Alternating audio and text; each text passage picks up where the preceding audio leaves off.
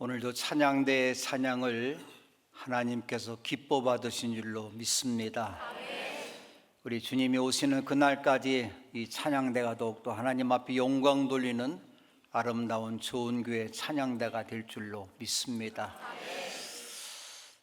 오케스트라 하시는 분들이 몇 분 되지 않지만 바이올린, 또 클라리넷, 북, 또 이렇게 트럼펫 너무 좋아해요. 트럼펫 소리를 들으니까 속에 뻥 맥혔던 거가 뻥 뚫리는 것 같은 그런 기분이 들어서 너무 감사하고 하나님께서 기뻐 받으신 줄로 믿습니다. 저도 잘하는 건 없지만 저 혼자서 피아노 배우고 오르간 배우고 1년 반 전에는 슬로베니아 가서 한 달 넘게 살기를 했는데 그 교회 어느 성당에 갔는데 파이프 오르간 소리가 이렇게 멋지게 들려오더라고요. 그래서 올라가 봤더니 교인들은 없고 그냥 어떤 분이 가르치는데 파이올린 배우는 사람하고 가르치는 사람이 있어서 그 사람이 한국말도 모르고 저도 슬로베니아 말도 모르고 그래서 그냥 눈치 빨짓 하면서 나도 한번 쳐보면 좋겠느냐 했더니 제 생전 태어나서 처음으로 파이프 오르간을 한번 쳐봤어요.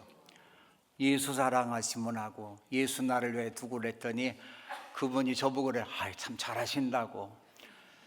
저도 클라리넷은 저도 조금 불 줄 압니다.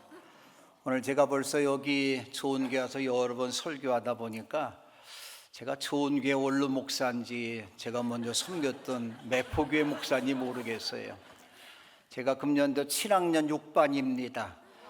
5년이 넘었는데 매포교회 제가 섬기던 교회는 한 번도 안 갔어요. 왜냐하면 제가 섬기던 교회 자꾸 가면 안 되니까 어쨌든 더 시간이 지나면 갈는지 모르겠습니다만은 담임 목사가 목회 잘하기 위해서 그 교회를 안 갔는데 이 교회를 제가 여러 번 하도 설교하다 보니까 제가 좋은 교회 원로 목사 같은 기분이 들고 또 작년도 우리 김장철이 됐는데 제가 목회할 때는 매포교회에서 담는 김치만 먹었는데 작년에 우리 정 목사님이 여선교회에서 김치 해줬다고 이렇게 한 택배를 보내주셨더라고요. 얼마나 감사한지 이 자리를 빌어서 우리 여선교회장님과 또 목사님께 진심으로 감사를 드립니다. 오늘은 부활절 세 번째 주일입니다. 오늘도 주님의 전에 나와서 부활하신 예수님의 은혜를 힘입어서 하나님께 영광의 그런 예배를 드리는 영과 진리로 예배드리는 성도 여러분에게 여러분 이 땅에 사는 동안에도 부활의 삶으로 건강하게 행복하게 평화롭게 살다가 주님께서 부르시는 그날 하늘나라에 가서 영원토록 부귀영화를 이루며 사는 복된 좋은 교회 성도님들 되시기를 주님의 이름으로 축원합니다. 좋은 교회 이름을 참 잘 지은 것 같습니다. 제가 목회할 때는 마지막 폐회하면서 오늘 좋으신 하나님을 늘 불렀어요. 좋으신 하나님, 좋으신 하나님, 참 좋으신 나의 하나님.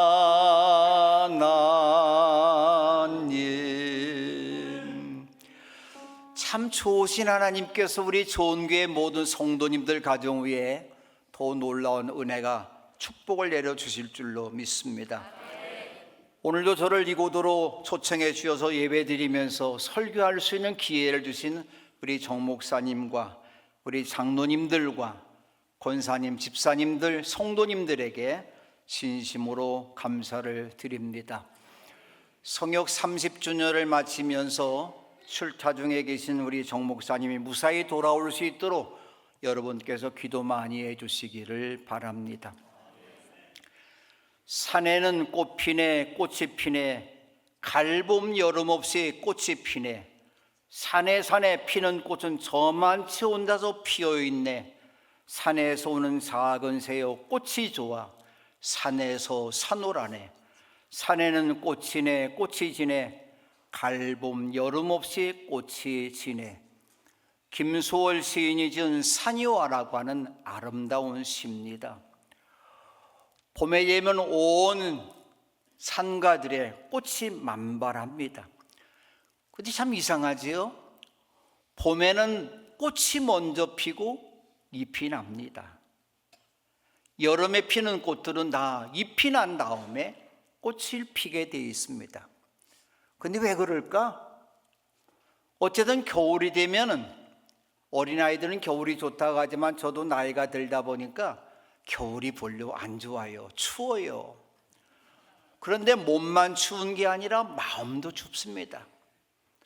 나라가 어렵고 세계 경제가 어렵다 보니까 몸과 마음도 움츠러들었는데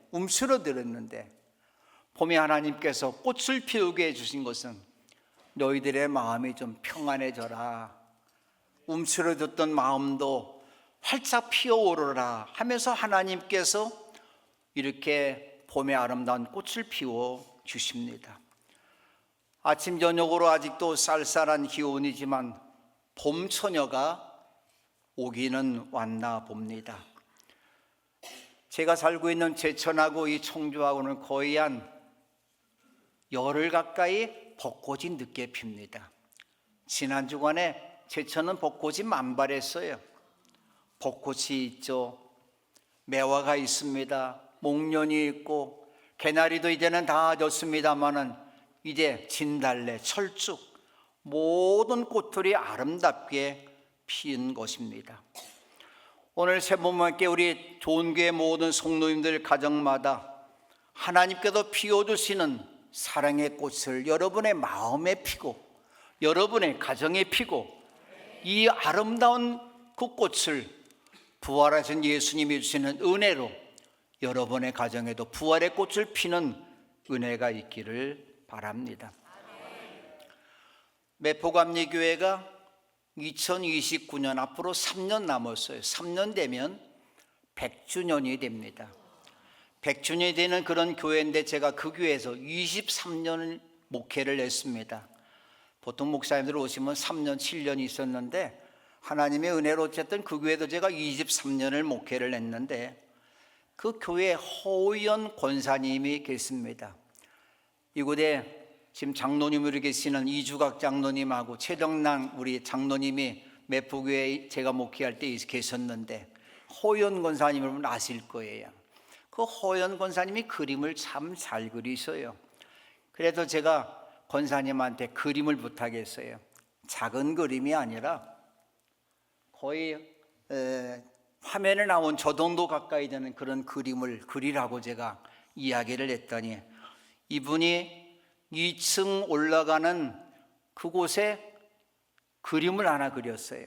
어떤 그림이냐면 예수님께서 겟세마네 동산에서 기도하시는 그 그림을 그렸어요.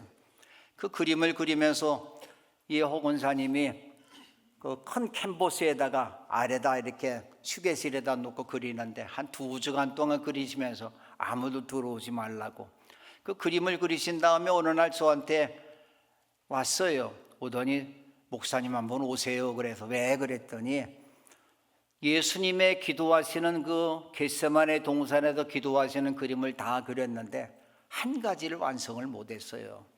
뭐냐 했더니 기도하는 예수님의 손입니다. 그 예수님의 그 손의 모습을 목사님의 기도하는 손의 모습을 그리고 싶습니다.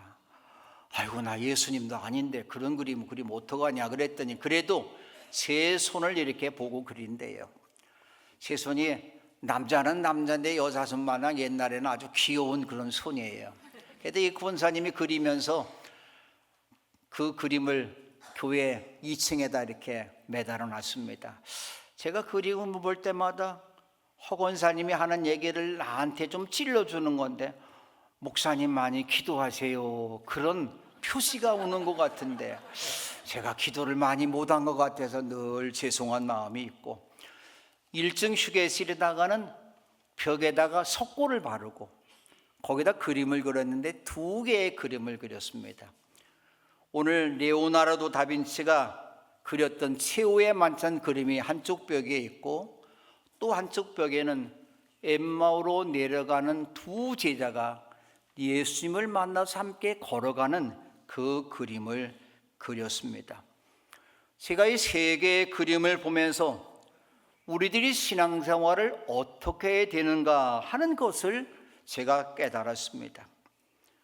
우리들이 주님 모실 때 아름다운 좋은 교인들이 되기 위해서는 하나님의 뜻에 언제나 순종하신 예수님처럼 기도하는 성도들이 되어야 합니다. 그리고 예수님께서 최후의 만찬을 나누시고 십자가에 달려 돌아가셨는데 그 예수님께서 부활하신 그 모습을 우리들이 직접 보고 믿는 것처럼 예수를 믿고 따라가는 은혜가 있어야 될 줄로 믿습니다. 바로 예수님의 기도하심과 십자가와 부활은 우리 모든 그리스도인들이 믿고 따라 행해야 되는 신앙의 핵심이라고 하는 것이죠. 오늘은 그 가운데도 부활하신 예수님께서 두 제자와 함께 엠마오로 내려가시면서 자신을 나타내 주신 말씀을 함께 나누면서 우리 모두가 부활하신 예수님을 만나면서 부활하신 예수님 주시는 평화를 누리는 여러분 되시기를 바랍니다. 이 세상에 많은 종교가 있습니다. 훌륭한 우인들, 지도자들이 많이 있습니다. 그런데 그 가운데서 기독교만이 참 생명이 되는 까닭이 무엇일까요? 인류 역사에 훌륭하신 모든 분들은 무덤이 다 있습니다. 공자도 무덤이 있고 석가도 무덤이 있고 마호메트도 무덤이 있습니다. 그런데 예수님의 무덤은 비었습니다. 예수님은 부활하셨기 때문입니다. 바로 예수님의 부활하심은 기독교 신앙의 중심이 되고 힘이 되고 우리 성도들의 소망입니다. 바울 사도는 고린도 교회를 향해서 이렇게 선포하였습니다. 죽은 사람의 부활이 없다면 오늘 예수 믿는 사람이 언젠가는 70년을 살다 80년을 살다 우리는 언젠가는 죽어서 흙으로 돌아갈 때가 있습니다. 그러나 우리는 죽지만 부활하는 은혜를 입게 될 것입니다. 누구 때문에? 부활하신 예수님 때문입니다. 죽은 사람의 부활이 없다면 그리스도께서 살아나지 못하실 것이며 그리스도께서 살아나지 않으셨다면 우리의 선포도 헛된 거다. 믿음도 헛된 거다. 우리 아직까지도 죄 가운데 있으면서 우리는 영원히 죽을 수밖에 없지만 우리는 예수님 때문에 부활의 은혜를 입게 될 것이라는 말씀입니다. 그렇습니다. 예수님께서 죄와 사망 권세를 깨치시고 부활의 첫 열매가 되신 것은 예수님의 부활을 믿는 모든 성도들이 부활하게 돼서 영원히 살 것이라는 말씀을 우리에게 주시기 위함이었습니다. 그러므로 부활하신 예수님을 여러분 모두가 만나면서 영접해서 부활의 은혜를 입는 여러분 되시기를 바랍니다. 그렇다면 부활하신 예수님을 만나는 사람이 피는 아름다운 꽃은 무슨 꽃일까요? 부활하신 예수님을 만나는 사람에게 어떤 유익이 있을까요? 첫 번째로는 부활하신 예수님을 만나면 십자가의 비밀을 깨닫게 됩니다. 요즘에 보면 많은 연예인들이 십자가를 목에다 걸고 다니고 있어요. 십자가는 지공하라고 하는 건데 여자들이 멋으로 앞에다 달고 있는 것이죠. 십자가의 비밀을 모르기 때문입니다. 본문이 길어도 다 읽진 않았습니다만 13절에서 이렇게 성경은 시작합니다. 마침 그날은 어떤 날일까요? 예수님께서 사망 권세를 깨치시고 부활하신 날입니다. 기뻐해야 될 날이라는 것이죠. 그런데 제자들 가운데 두 사람, 그 안 중에 한 사람을 글로바라는 사람이 있는데 부활하셨는데 부활하신 예수님을 만나지 못했기 때문에 부활의 기쁨을 함께 누리지 못하기 때문에 슬픔 가운데서 예루살렘에서 한 30리 정도 떨어져 있는 엠마오로 내려가는 마을로 가고 있었던 것이죠. 그렇습니다. 우리가 신앙생활하면서 부활하신 예수님을 만나지 못하게 되면 절망합니다. 삶이 어둡습니다. 희망이 없습니다. 그러면서 이들은 지나간 며칠 동안 일어난 이야기들을 서로 나누면서 토론하고 있었던 것이죠. 무슨 이야기를 나누었을까요? 우리들이 섬기고 따랐던 예수님 정말로 안 됐어? 저 흉악한 로마 병정에게 잡혀서 재판받고 십자가에 달려 돌아가셨다니 너무 안타까워. 그런데 기독교의 복음이 바로 여기에 있습니다. 십자가의 진리를 깨닫지 못하고 낭망하고 슬픔 가운데 있는 제자들에게 예수님께서 찾아오셨습니다. 기독교의 복음이 바로 여기에 있는 것입니다. 내가 예수님을 찾아가는 것이 아니라 예수님께서 우리의 삶의 자리에 찾아오셨다는 말씀입니다. 주님 찾아오셨네 모시어 드리세. 주님은 여러분의 심령 속에, 여러분의 가정 속에, 여러분의 사업 속에 찾아오셨습니다. 우리가 할 일은 오직 하나입니다. 모셔드리기만 하면 됩니다. 그런데 왜 우리가 걱정합니까? 부활하신 예수님을 만나지 못했기 때문입니다. 때로는 여러분의 삶의 자리가 어둠 속에 잠겨 있습니까? 병든 몸 때문에 걱정하고 있습니까? 빈궁한 삶으로 어찌 살까? 슬픔 가운데 있습니까? 안타까운 일입니다.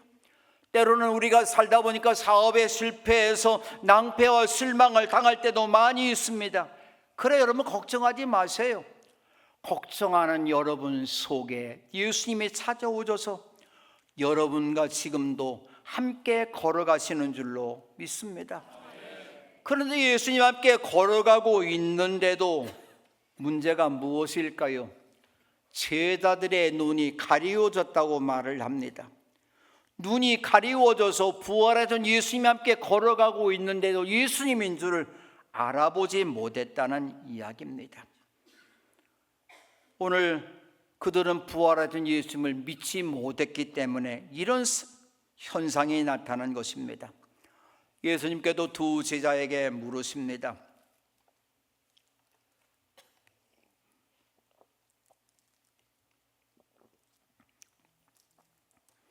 당신들이 지금 걸어가면서 서로 주고받는 말들이 무슨 이야기입니까? 심통한 표정을 지으면서 글루바라고 하는 제자가 예수님 앞에 이렇게 말합니다. 여보세요, 예루살렘에 머물러 있으면서 이 며칠 동안 거기에서 일어난 일을 당신 혼자만 모른단 말입니까? 예수님이 왜 모르시겠어요? 다 알지만은 무슨 일입니까? 그들이 예수님 앞에 이렇게 말을 합니다. 무슨 이야기입니까? 자기들이 지금까지 예수님을 무엇 때문에 따라다녔는지, 예수님에게서 무엇을 발견했는지 고백하는 그런 말입니다. 예수님은 하나님과 모든 백성 앞에서 행동과 말씀에 힘 있는 예언자임을 우리가 알았습니다. 예수님은 이스라엘 구원하실 분임을 알고 소망을 걸고 따랐습니다. 그런데 제사장들과 지도자들이 예수님에게 사형 선고를 내리고 십자가에 못 박아 죽인 것을 우리가 모두 다 보았고 예수님이 무덤에 묻히는 것까지 보았습니다. 그런데 며칠이 지난 다음에 제자들도 몇몇 여자들도 우리에게 와서는 이렇게 놀라운 말을 합니다. 예수님께서 부활하셨다는 말입니다.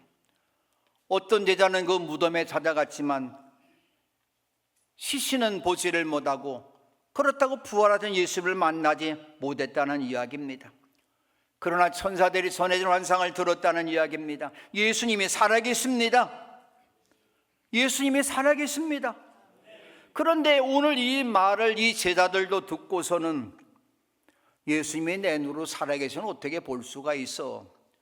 그러면서 절망 가운데 엠마오를 향해서 내려가고 있었던 것입니다. 그렇습니다. 부활하신 예수님의 증거를, 부활하신 예수님의 그 말씀을 믿지 못했기 때문에, 만나지 못했기 때문에 엠마오로 내려가는 중이었습니다. 만일 예수님께서 부활하지 않으셨다면 우리의 신앙이 헛것입니다. 예수 믿을 필요 없어요.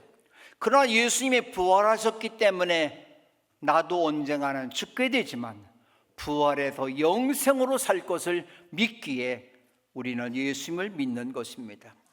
바로 예수님의 부활하심은 십자가의 부활을, 십자가의 죽으심을 바로 보게 하는 힘이 되고, 예수님의 부활하심은 예수님의 죽음을 이해할 수 있는 지혜가 되고, 예수님의 부활은 누구든지 자기 십자가를 지고 예수님을 따르면 죽어도 살 것이라는 부활을 믿기 때문입니다.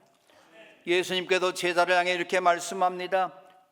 누구든지 자기 십자가를 지고 나를 따라오지 않으면 내 제자가 될 수 없다. 십자가 진다는 것은 고통이라고 하는 것입니다. 아픔입니다. 십자가는 죽음입니다. 그러나 그것을 지고 따라가면 마지막 종착역은 부활하신 예수님을 만나면서 우리가 부활할 것입니다. 그러므로 십자가는 죽음으로 끝나는 것이 아니라 부활의 영광이고, 부활의 영광을 믿는 우리들 모두도 부활할 것입니다. 그러므로 우리 모두가 내 십자가를 지고 예수님을 끝까지 따라가면 우리도 부활해서 의와 생명과 영광의 면류관을 받게 될 것입니다. 그러므로 여러분의 삶의 다리가 때로 어렵습니까? 고통스럽습니까? 예수님의 부활하심을 믿고 여러분의 삶이 힘들고 어렵다 할지라도 늘 감사하며 사는 여러분 되시기를 바랍니다. 두 번째로, 부활하신 예수님을 만나면 성경의 비밀을 깨닫게 됩니다.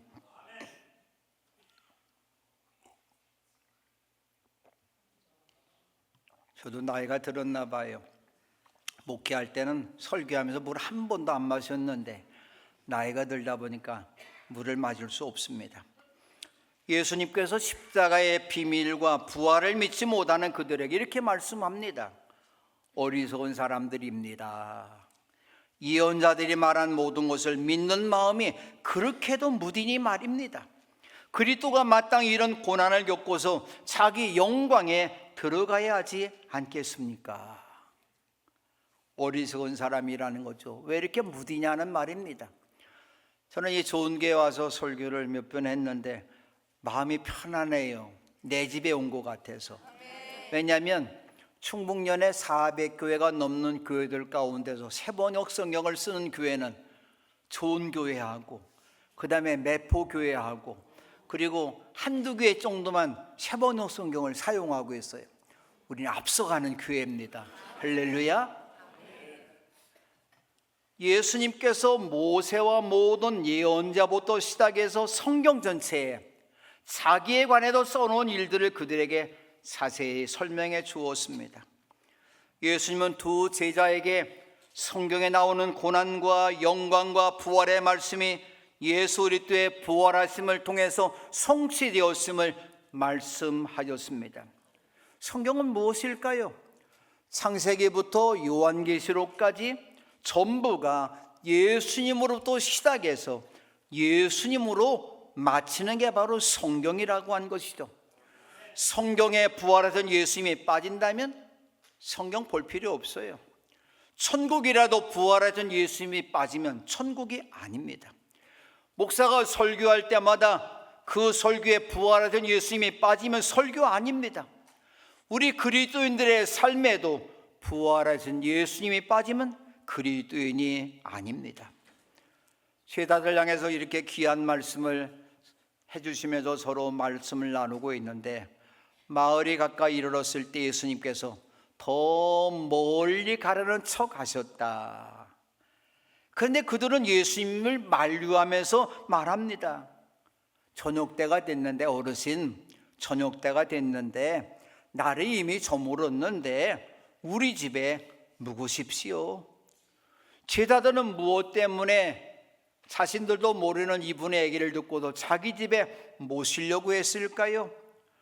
더 가시려는 그 예수님을 자기 집에 모시려고 했을까요? 단 한 가지입니다. 말씀을 사모했기 때문입니다. 말씀의 은혜를 받았기 때문입니다. 그 말씀을 더 듣고 싶어서 우리 집에 묵으시라고 한 것입니다. 여러분, 하나님의 말씀은 이 성전에서만 듣는 것이 아니라 여러분의 가정에서도 성경을 늘 펼치면서 그 말씀을 보시는 여러분 되시기를 바랍니다. 예수님께서는 제자들의 집에 들어가셔서 그들과 함께 음식을 잡수시려고 앉으셨을 때에 예수님께서 빵을 들어서 축복하시고 떼어서 그들에게 주셨습니다. 예수님은 오늘도 우리에게 다시는 목마르지 않으며 영원히 목마르지 않는 물을 주시려고 우리 곁에 찾아오셨습니다.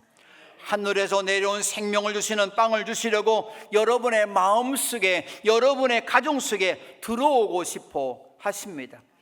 그러므로 그 하나님의 말씀, 예수님의 말씀을 여러분이 여러분의 심령 속에 모셔야 될 줄로 믿습니다. 그래도 부활하신 예수님을 만난 여러분은 분명히 행복한 가정, 여러분의 가정에 평화가 넘치는 가정, 축복받는 가정이 될 것입니다. 예수님이 떼어서 제자들에게 빵을 나누어 주실 때 놀라운 일이 나타났습니다. 그때서야 그들의 눈이 열려서 자신들에게 빵을 나누어 주시는 분이 부활하신 예수님인 것을 알아보았습니다. 근데 한순간에 예수님이 그들 그 가운데서 사라지셨습니다. 예수님이 어디 가셨지? 더 말씀을 듣고 싶은데 어디 가셨지? 그러면서도 그들은 이렇게 서로가 말을 합니다.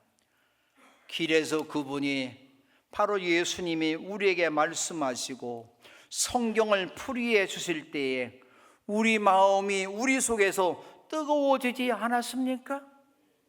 여러분, 하나님의 말씀을 묵상합니다. 하나님의 말씀을 읽습니다. 하나님의 말씀을 설교를 통해서 듣습니다. 그때 여러분의 마음이 뜨거워져야 됩니다. 여름에 트롯 가수들이 나와서 트롯을 부르면 막 그냥 환호성을 이루고 막 그래요. 우리는 말씀을 들을 때 그렇게 하지는 않지만 마음이 뜨거워져야 됩니다. 우리 감리교 창설자이신 손회슬레 목사님도 1738년 5월 24일 날 올드 스케이트 거리 모라빈들의 교인들의 모임에 갔다가 조용히 뒷자리에 앉았는데 왜 그랬을까요? 선교를 했는데, 목회를 했는데 허전합니다. 무언가 이상합니다. 그때 조용히 그 자리에 가서 앉아 있는데 어떤 분 한 분이 루터의 로마서 서문을 읽는 것을 들었습니다. 그때 웨슬레는 그 순간의 사건을 일기에 이렇게 썼습니다.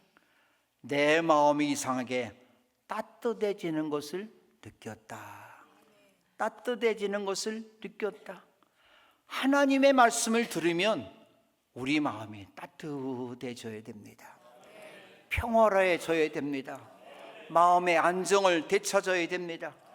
그래 여러분이 섬기는 모든 가정도 이렇게 마음이 따뜻한 가정이 되어서 아버지 어머니를 잘 섬기고 부부가 서로 사랑하고 부모님은 자녀들을 더욱더 사랑하고 아끼면서 행복한 가정을 이루어내는 따뜻한 가정이 되시기를 바랍니다. 세 번째로 부활하신 예수님을 만난 사람은 부활하신 예수님을 전하는 사명의 사람이 되었습니다. 제자들은 절망 가운데 엠마오를 향해서 내려가는 길이었는데 부활하신 예수님을 만난 다음에 예루살렘으로 돌아왔습니다. 무엇 때문일까요? 무엇 때문에 지금까지 세상을 향해서 나가는 발걸음을 돌려서 예루살렘을 향해서 올라왔을까요? 예레미야 선지자가 이렇게 고백을 합니다. 주님의 말씀이 내 심장 속에서 불처럼 타올라 뼛속까지 타들어가니 전하지 않을 수가 없다. 하나님의 말씀, 부활하신 예수님의 말씀을 전하지 않을 수가 없다고 하는 것이죠. 그래서 예루살렘에 돌아와 보니까 11 제자들하고 함께 있는 많은 사람들이 같이 고백을 합니다. 주님께서 확실히 살아나시고 시몬에게서도 나타나셨다. 저도 예수님을 만났습니다. 예수님을 만났을 때 내 마음이 뜨거워짐을 누렸습니다. 바로 그 예수님을 우리 함께 나가서 전하십시다. 그러면서 초대교회에 선교하는 놀라운 역사가 나타났습니다.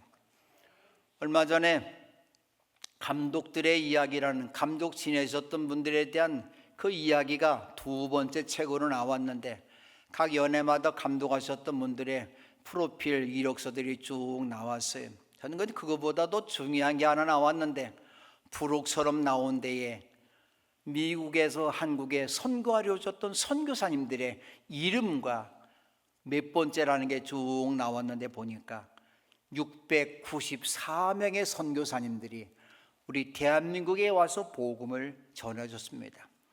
그들이 부활절날 아침에 우리 감리교회 아펜셀라 선교사님하고 언더우드 선교사님하고 부활주일날 아침에 인천항에 도착하셨는데, 부활하신 예수님을 전하기 위해서 한국 땅에 도착하신 것입니다. 그러면서 그분들이 부활하신 예수님을 전합니다. 바로 예수님의 부활하신 힘을 전하면서 우리 대한민국이 그때까지만 해도 잠자는 나라였는데, 학교가 어디 있습니까? 병원이 어디 있었습니까? 법원이 어디 있었습니까? 그런데 그분들 선교사님들 694분이 복음만 전할 뿐이 아니라 학교를 세우고 교회를 세우고 고아원을 세우고 어려운 사람들을 향해서 이렇게 귀한 일들을 하게 된 것입니다. 그분들이 전한 복음 때문에 오늘 우리가 지금도 전 세계에 나가서 선교하는, 미국 다음으로 두 번째로 많은 선교사를 보내는 아름다운 우리나라가 된 것입니다. 여러분, 부활하신 예수님을 누가 전합니까? 아닙니다. 불타오르니까, 전하지 않으면 내 마음속에 안타까우니까 전할 수뿐이 없는 것입니다. 제 고향이 공주입니다. 오늘 공주에 제가 영명고등학교를 나왔는데, 이 영명고등학교가 처음 생긴 것은 명성여학당으로부터 생겼습니다. 그때 명성여학당을 세우신 분은 카나다에서 출생하시고 미국에서 사시면서 미국에서 한국으로 선교사로 파송받아 오신 앨리스 샤프라고 하는 여자분입니다. 우리 한국말로는 사에릿이라고 하는 말이죠. 제가 어렸을 때부터 저희 집이 어디냐면은, 공주 가보신 분이 있는지 모르겠습니다만은 제가 나왔던 영명고등학교, 우리 한영재 목사님, 한영성 목사님도 영명고등학교 제 후배입니다만은 그 학교에서 중간에 기독교 사회관이 있어요. 그리고 공주 제일감리교에 있는데 그 중간에 저희 집이 있어요. 그러면서 늘 영명학교를 어렸을 때 또 오고 다니면서 비석을 하나 봤는데, 사에릿이라고 하는 그런 비석입니다. 누구냐? 어렸을 때는 모르죠. 누가 얘기를 안 해줬으니까. 그리고 그 위편에 또 선교사님들 무덤이 있어요. 근데 제가 목회를 하면서 이분이 누군가 알아보았더니, 오늘 이 이야기, 오늘 감리교 역사뿐만 아니라 선교 역사에 다 나오고 있는데, 이 앨리스 샤프라는 분이 한국에 복음 전하러 오셨고, 남편 되는 샤프 선교사도 한국에 복음 전하러 왔는데 둘이 눈이 맞아서 결혼을 했어요. 그래서 우리 어디 가서 복음을 전할까? 그래서 복음 전하러 어디로 왔냐면 공주로 오셨습니다. 공주에 와서 복음을 전하기를 시작하는데, 논산, 공주, 천안 중심으로 해서 복음을 전합니다. 그런데 남편 되시는 샤프 선교사님하고 알콩달콩 재밌게 오래 살아야 되는데, 결혼한 지 2년도 채 되지 않았는데 3년 되기 전에 남편이 논산에 복음 전하러 갔다가 오늘 공주로 향해서 돌아오는데 아마도 한 계룡 정도 지하네, 그런 생각이 되어집니다. 오다가 눈이 너무 한방 눈이 많이 내려서 어느 집에 들어갔어요. 허술한 집이죠. 그게 어쩌면 상여집입니다. 상여집에 들어가셔서 거기 계시다가 눈을 피해서 나오셨는데 3, 4일 지나면서부터 시름시름 앓기를 시작을 합니다. 알고 보니까 장티푸스에 걸린 것입니다. 장티푸스에 걸렸는데 그 상여집에 며칠 전에 그 상여로 장티푸스에 걸린 사람을 시신을 옮겼는데 그 균이 아직까지도 남아 있어 갖고서 장티푸스에 걸렸어요. 거의 한 달 가까이 치료를 했지만 그 선교사님, 남편 되는 샤프 선교사님은 세상을 떠났습니다. 정말로 세대가 아닙니까? 재밌게 살아야 되는 세대가 아닙니까? 그때 당시에 공주에 빨간 묘토를 짓고서 선교사님이 선교사역을 시작했는데 공주 사람들이 다 저 집이야말로 천국이다, 우리 살고 있는 집은 다 초가집인데 그렇게 좋아들 냈어요. 근데 빨간 집이면 뭐합니까? 남편이 세상을 떠났는데 절망하고서는 미국 땅으로 돌아갔습니다. 미국 땅에 돌아갔는데 그래도 선교사님 하셨던 분이니까 슬픔 가운데 눈물을 흘리면서 집에서 교회 가서 기도할 때마다 하나님의 음성이 들려옵니다. 에일리스 샤프야, 내가 좀 있어야 될 자리는 여기가 아니야. 내가 있어야 될 자리는 공주야. 공주에 가서 내가 다시 복음을 전하라. 다시 힘을 얻고 공주 땅에 도착해서 복음을 전하면서 명선 여학당을 세우게 된 것입니다. 그 세우면서 복음을 열심히 전하게 됐는데 제일 이분이 제자 가운데 제일 그래도 이름에 남는 사람이 누구냐면 유관선 열사입니다. 우리는 보통 이야기를 할 때 유관선 열사는 이학당을 나왔다고 말을 합니다. 아니에요.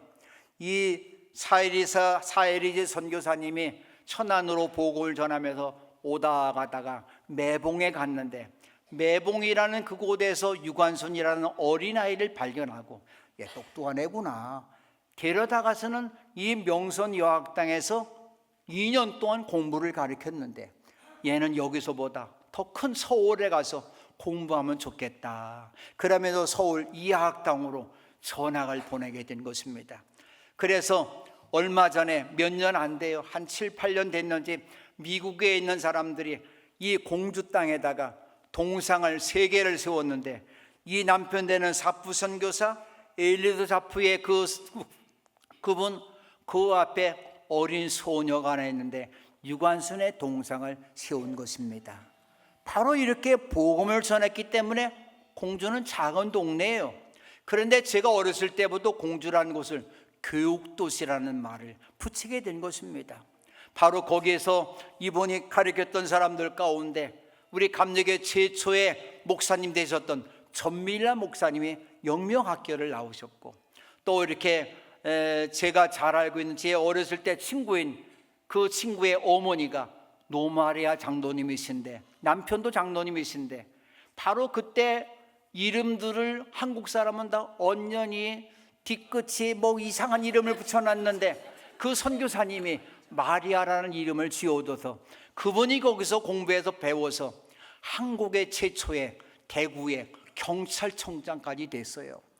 오늘 영명학교에 조병옥 박사님도 거기 나왔고, 바로 이렇게 선교사님들이 세웠던 그 학교 때문에 우리들이 오늘 같은 이러한 아름다운 교육을 하게 된 것입니다. 빚을 받았어요? 빚을 갚아야 되죠. 여러분 모두가 선교사를 보낼 수는 여러분이 못한다 할지라도 선교원금을 통해서 단기 선교를 통해서 선교하는 아름다운 좋은 교회가 될 줄로 믿습니다. 여러분 모두가 부활하신 예수님을 만나서 걱정 원심은 다 십자가의 못을 받고 부활하신 예수님이 주시는 평안을 누리며 사는 행복한 좋은 교회 성도님들 되시기를 주님의 이름으로 축원합니다. 기도합니다. 아버지 하나님의 귀하신 은혜를 감사를 드립니다. 예수님께서 우리의 죄와 그런 허물 때문에 십자가에 달려 돌아가셨지만 우리에게 부활의 은혜를 주시기 위해서 부활의 첫 열매가 되셨습니다. 부활하신 예수님을 믿는 우리 좋은 교회 모든 성도들 모두가 부활의 은혜를 입고 영원히 하늘나라에도 사는 복된 성도들 되게 도우시고 이 땅에 사는 동안에도 주님 주시는 평화와 기쁨이 넘치게 살 수 있는 좋은 교인들이 될 수 있도록 은총 내려 주옵소서. 성역 30주년을 맞이해서 멀리 출타하신 우리 정 목사님 무사히 돌아올 수 있도록 주님께서 은혜 주시고 오저도 더욱더 힘차게 주의 복음을 증거하면서 충북연회뿐만 아니라 한국감리교회에서 가장 아름다운 교회로 소문낼 수 있는 귀한 주의 사역자가 되도록 은총 내려 주옵소서. 교회를 섬기는 장로님, 권사님, 집사님들, 모든 성도님들 모두가 부활의 은혜를 입어서 하나님 앞에 영광 돌릴 때 부활의 축복을 우리 모두에게 내리워 주옵소서. 감사하며 예수님의 이름으로 기도합니다. 아멘.